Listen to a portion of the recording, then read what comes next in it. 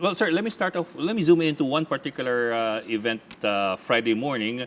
We had the spectacle of the presidential spokesman commuting to work from his residence. Now, of course, we want to go beyond the spectacle of a public official doing the commute. I want to zoom in particular to one point. As somebody who dealt with the traffic issue of Metro Manila, does this prove anything? What does it prove, if at all? It proves one thing, there's a crisis. To me, it's a crisis, or whatever you name it, it's bad. Because I think it took him more than 3 hours to commute. Almost from, 4 hours. Yeah, I they said. heard from Marikina. You know, and and it will really that bad for Marikina and all residents east of Metro Manila. I include the big population of Antipolo, which are actually bedroom communities like Marikina. And they all have to take, most of them are taking the train from Santolan, from Marikina, that's almost Marikina. And what broke down was actually in Quezon City, but that's the last leg of that line.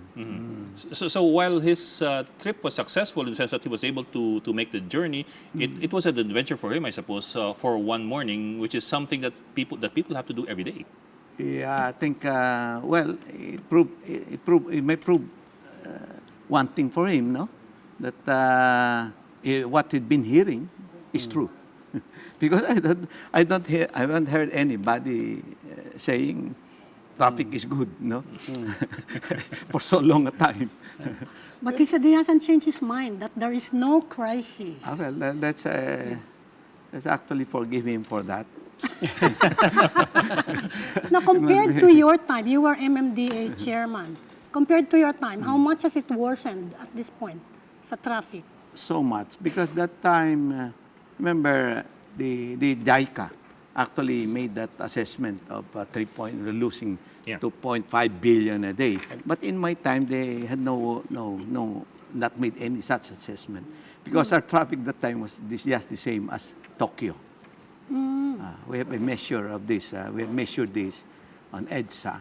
Ano, by density, by vehicle density? Yeah, by travel And the speed. travel speed. And the travel speed. Yeah. That time, it was, I think it's about 20 kph that time. Nakaka 5 minutes worst, pa kayo nun at dati. worst. Ha? Nakakaya pa yung 5 minutes dati? Cubao to Makati, 5 minutes. Not really. At that time, that's not possible. Even at that time. Yeah. Ano yung typical travel time nun? Cubao, Quezon City, Guadalupe. That's about, I've lost. To Guadalupe, Makati. That mga must be around- about, say, 8 kilometers. maybe. Yeah. 8. So, And then at 20, so that's about 40 minutes. 40 minutes. 40 minutes. Pwede na. 40.